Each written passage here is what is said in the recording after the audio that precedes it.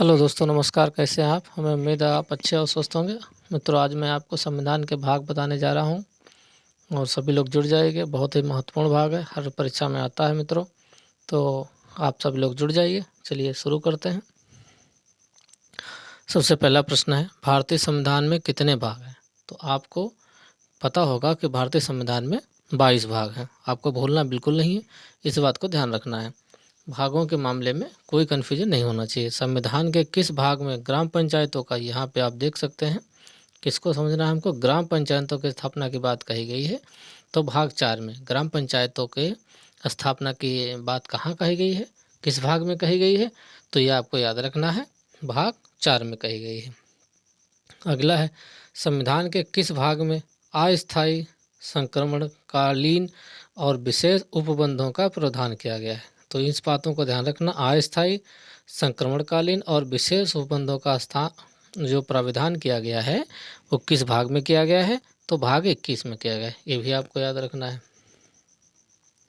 अगला जो आपको याद रखना है वो देखने वाली बात यह है, भारतीय संविधान के किस भाग में पंचायती राज, अक्सर इसमें जो है कुछ कई लोग फंस जाते हैं, समझ नहीं पाते हैं इसको। तो ऊपर जो बात कही गई है ग्राम पंचायतों के बात में की गई थी, और जो यहाँ पे बात की गई है वो पंचायती राज के बारे में बात की थी। तो पंचायती राज का के संबंधित प्राविधान किस में है? तो भाग 9 में है। ग्राम पंचायतों से संबंधित किस में है? भाग 4 में है। और पंचायती राज से संबंधित कितने हैं? भाग 9 में है। और अगला अब देखते हैं, अगले में है, भारतीय संविधान के किस भाग में न्याय नगर पालिकाओं से संबंधित प्रावधान है? ये इन बातों को आपको ध्यान देना है। मेन समझने वाली बात है कि भारतीय संविधान के किस भाग में नगर पालिकाओं से संबंधित प्रावधान है? तो भाग 9 का में नगर पालिकाओं से संबंधित। अगला प्रश्न देखते हैं। अगला प्रश्न है, संविधान के किस भाग में नीति निर्देशक तत्वों का उल्लेख है? यहाँ पे आपको इसको पॉइंट कर लेना है। संविधान के किस भाग में नीति निर्देशक तत्वों का उल्लेख किया गया? तो चतुर्थ भाग में जो है संविधान के नीतिक निर्देशक तत्वों का उल्लेख किया गया है। अगला है, संविधान के भाग 11 एवं अध्याय 1 में किसका वर्णन है? भाग 11 एवं अध्याय 1 में किसका वर्णन है? तो ये आपका वर्णन है संघ एवं राज्य क्षेत्र का। किसका वर्णन है? संघ एवं राज्य क्षेत्र का। अगला है, संविधान के किस भाग में मूल अधिकार का उल्लेख किया गया है? ये देखो यहाँ पे आप उसको पॉइंट कर लेना है, किस भाग में मूल अधिकार है? तो ये भाग 3 में। अगला क्या करना है आपको, भारतीय संविधान का भाग क्या है? चौथा के बारे में क्या बताता है? भारतीय संविधान का भाग 4 किसके बारे में बताता है? तो भाग 4 बताता है नीति निर्देशक सिद्धांत। राज्य के जो नीति निर्देशक सिद्धांत हैं उसके बारे में कौन सा बताता है? भाग 4 बताता है। अगला आपको देखना है,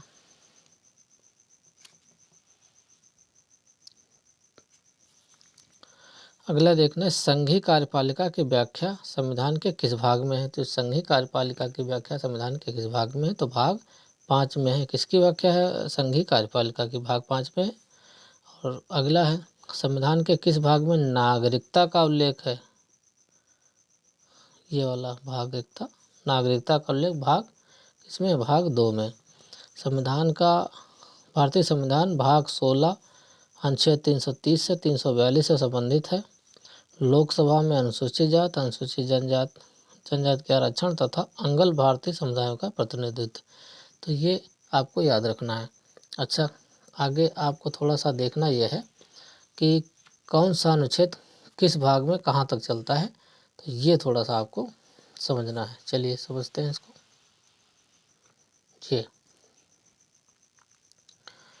ये देखना है, भारतीय संविधान के प्रमुख भाग।